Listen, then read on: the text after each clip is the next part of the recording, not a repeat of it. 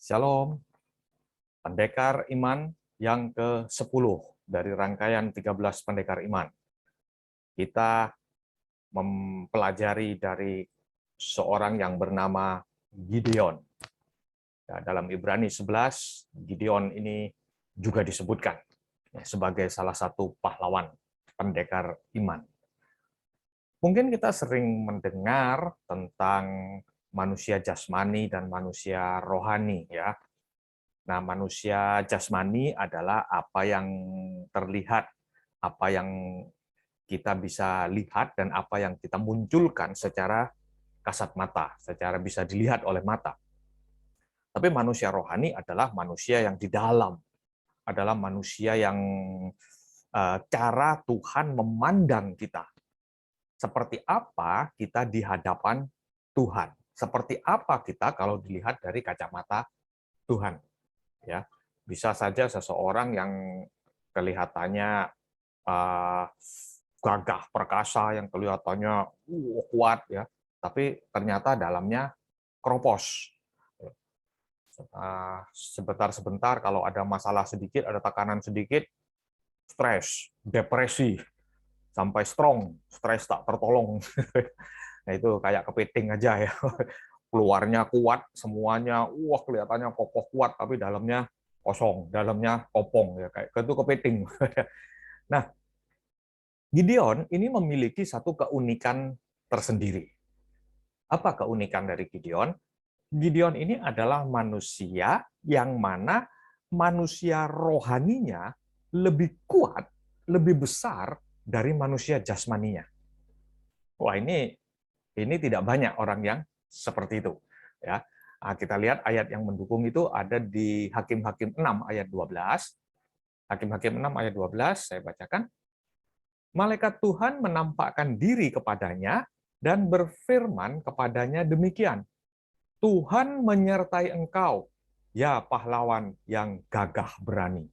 Loh, Gideon didatangi oleh malaikat Tuhan dan disapa sebagai pahlawan yang gagah berani. Padahal secara fisik Gideon itu sebetulnya sedang sembunyi saat itu. Dan Gideon mengatakan bahwa aku ini yang terkecil, termuda di dalam keluarganya, dan terkecil dari bangsanya.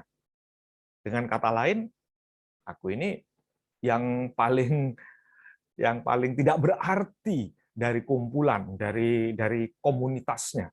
Ya. Dan saat itu memang Gideon itu sedang mengirik gandum, dan mengirik gandumnya bukan di tempat pengirikan gandum, di tempat pemerasan anggur. Jadi tidak pas, sembunyi-sembunyi, takut kepada orang Midian, kepada musuhnya. Secara fisik, yang tampak Gideon itu sebetulnya jauh dari kesan perkasa, dari kesan gagah, jauh. Tapi secara roh, ternyata Gideon dianggap sebagai pahlawan yang gagah berani. Jadi dalamnya Gideon tetap memiliki satu kekuatan, tetap memiliki satu harapan, dan tetap tegar. Meskipun secara fisik tidak seperti itu. Manusia rohaninya lebih besar dari manusia jasmaninya. Nah, jangan sampai kita ditemui seperti orang yang lebih besar jasmaninya daripada rohaninya. Ya, jangan sampai kita seperti kepiting tadi, rohaninya kosong, dalamnya kosong, tidak memiliki kekuatan, tidak tahan banting, walaupun badannya mungkin seperti itu, ya. Nah, manusia rohani ini bisa dilatih. Salah satu kunci daripada kenapa kok Gideon itu bisa memiliki kekuatan rohani yang kuat adalah karena Gideon selalu mengingat kekuatan Tuhan, kebesaran Tuhan. Dengan kata lain, Gideon ini kagum dengan dahsyatnya Allah. Dengan dahsyatnya Allah yang dia sembah. Dari mana kita tahu? Kita lihat dari Hakim-Hakim 6 ayat 13. Hakim-Hakim 6 ayat 13 yang berbunyi begini. Ah, Tuanku, Jika Tuhan menyertai kami, mengapa semuanya ini menimpa kami? Di manakah segala perbuatan-perbuatan yang ajaib yang diceritakan oleh nenek moyang kami kepada kami?